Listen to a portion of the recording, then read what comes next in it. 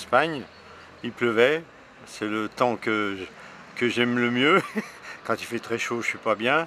Mais le championnat, il s'est déroulé d'une façon assez simple. Moi, j'étais dans le chambre avec Roger Lancien. Et ce qu'on avait comme ambition, c'était de finir la course comme une première sélection internationale. Avec Roger, on disait on va finir la course déjà parce que c'est quand même un haut niveau.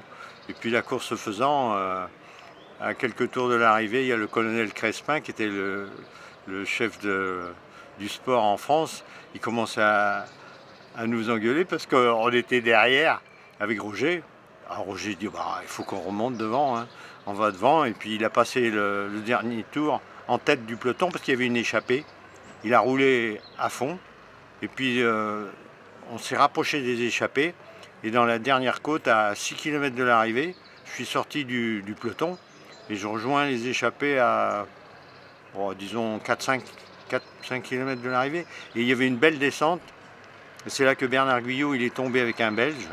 Je n'avais même pas vu parce qu'il s'est tombé derrière moi.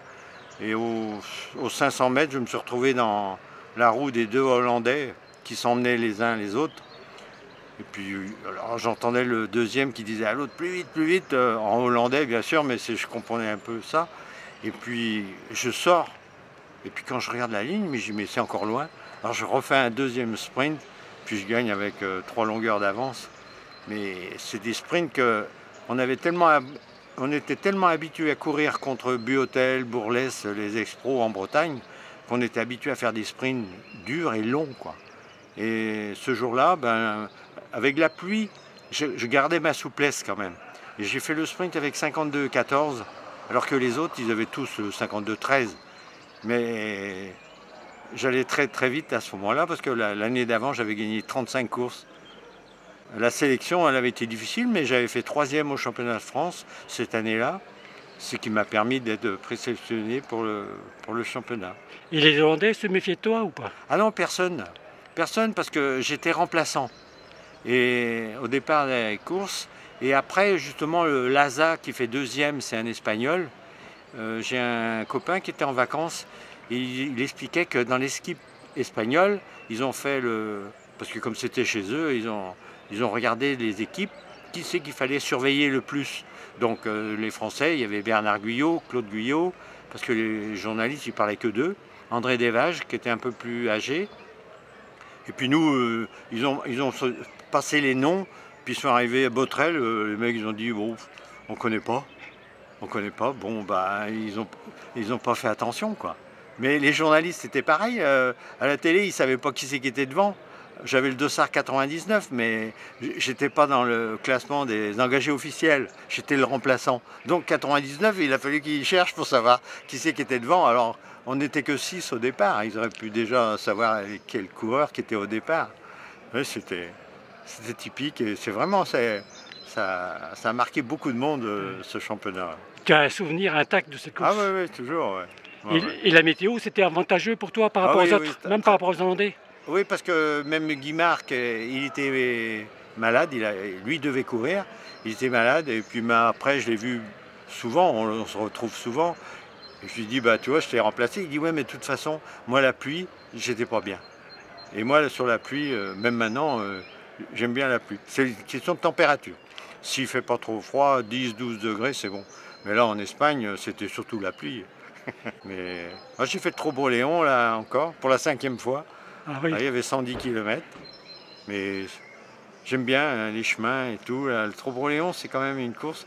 Et au club, quand je leur ai dit que j'avais fait le Trobo-Léon, ils ont dit oh, l'année prochaine, il faut qu'on fasse une équipe et on va y aller. Ouais, parce que c'est typique et Trobo-Léon. Et ça fait 5 fois que je le fais, j'ai jamais crevé. C'est le jour et la nuit. Oui. Nous, avant, on voyageait en train, on ne s'occupait pas de nous. Maintenant, quand on voit l'équipement qu'ils ont, les bus, et ils sont suivis médicalement, quand ils sont fatigués, on les met au repos. Parce que nous, moi j'étais dans l'équipe première chez Sonolor, je faisais toutes les courses du début de l'année à la fin de l'année, donc on devenait diesel, on s'occupait que de notre leader, Van Impe, et puis on roulait pour lui, puis comme il avait des résultats, c'était bon, quoi. Parce que maintenant, c'est beaucoup plus pointu. Ils ont des entraîneurs, c'est vraiment, moi, passer pro, je repasserai tout de suite pro. Hein. Ah oui? Ah oui, oui, parce que moi, les pros, ça a été...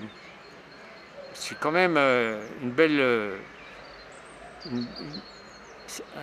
quelque chose de formidable. Vous vivez dans le monde entier, vous êtes reçus partout, tout le monde vous connaît. Le public, tout, puis vous courez avec les meilleurs du monde. Moi, Merckx, Devlamin, Gleeman, puis Marc Demeyer, et puis tout et tout. C'est quand même, quand vous êtes largué, bon, bah, tu dis, ils sont plus forts que nous, hein. C'est tout. Hein. Qui t'a pu te marquer dans ton époque comme coureur? Comme coureur? Il y en a plein, mais Merckx, il a gagné plus de 500 courses, on ne pouvait rien contre lui. Hein. Tu penses que c'est le meilleur des coureurs cyclistes qui ont existé? Oui, il a toujours couru, puis du premier jour au dernier jour de l'année, il gagnait au début, à la fin, tout. Ouais, mais c'est ce que c'est. Ah, c'était quand même, Et puis il avait une équipe très soudée. Et nous, sur le plan français, on était des petites équipes. Nous, on avait la chance d'une équipe Sonolor française, mais on était très international, hein, parce qu'on avait des Belges, des Suisses, des Hollandais. Qu'est-ce qu'on avait encore dans l'équipe? Les Anglais, oui, j'ai déjà dit. Oui, on n'a pas eu d'Espagnol. Non, parce qu'on ne courait pas en Espagne, parce que le Sonolor n'était pas représenté comme vente de télévision sur l'Espagne, ni sur l'Italie. On a fait le Milan-San Remo, autrement Paris-Roubaix, je l'ai fini Paris-Roubaix.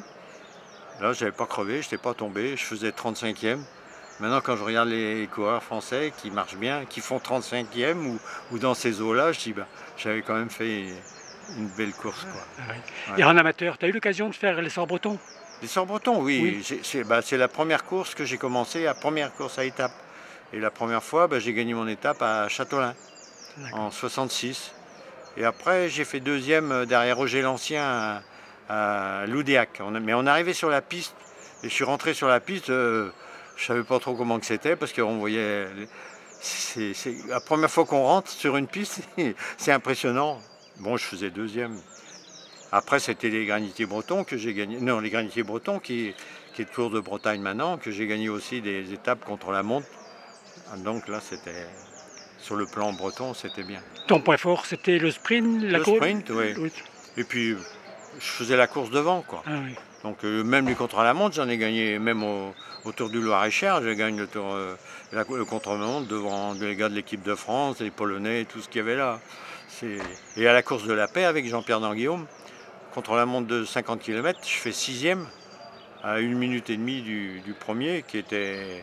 Magera, là, il s'appelait on l'appelait le Anctil des Pays de l'Est, tellement il était bon. Oui, mais les Pays de l'Est, il y avait quelque chose d'en plus, non, à l'époque? On le voit plus. Ça ne nous a pas empêchés, nous, on a gagné la course de la paix quand même. Nous, ce que les gens y racontent, nous, c'est le résultat qui compte. Hein. Oh, oui, avec Danguillaume, la Marseillaise à Berlin, ça marquait quand même. Hein.